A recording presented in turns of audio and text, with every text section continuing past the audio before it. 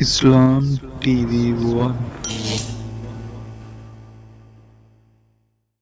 نبی کریم صلی اللہ علیہ وسلم سوئے یہاں تک کہ آپ خراٹے لینے لگے، پھر آپ نے نماز پڑھی، اور کبھی راوی نے یوں کہا کہ آپ صلی اللہ علیہ وسلم لیٹ گئے پھر خراٹے لینے لگے، پھر آپ صلی اللہ علیہ وسلم کھڑے ہوئے، اس کے بعد نماز پڑھی۔ پھر سفیان نے ہم سے دوسری مرتبہ، ابن عباس رضی اللہ تعالی عنہ کہتے تھے کہ ایک مرتبہ میں نے اپنی خالہ ام المومنین حضرت میمونہ کے گھر رات گزاری تو میں نے دیکھا کہ رسول اللہ صلی اللہ علیہ وسلم رات کو اٹھے۔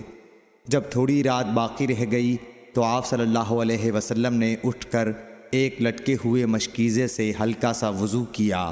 عمرو اس کا ہلکا پن اور معمولی ہونا بیان کرتے تھے، اور آپ کھڑے ہو کر نماز پڑھنے لگے تو میں نے بھی اسی طرح وضو کیا جس طرح آپ صلی اللہ علیہ وسلم نے کیا تھا، پھر آ کر آپ کے بائیں طرف کھڑا ہو گیا۔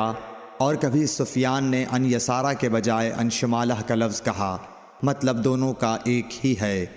پھر آپ صلی اللہ علیہ وسلم نے مجھے پھیر لیا اور اپنی داہنی جانب کر لیا، پھر نماز پڑھی جس قدر اللہ کو منظور تھا، پھر آپ لیٹ گئے اور سو گئے حتیٰ کہ خراٹوں کی آواز آنے لگی۔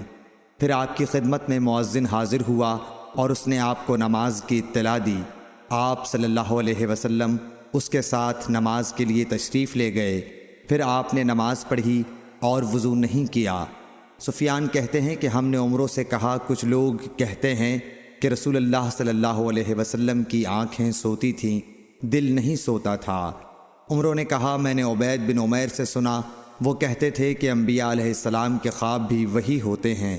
پھر قرآن کی یہ آیت پڑھی، میں خواب میں دیکھتا ہوں کہ میں تجھے ذبح کر رہا ہوں۔ صحیح بخاری حدیث نمبر 138۔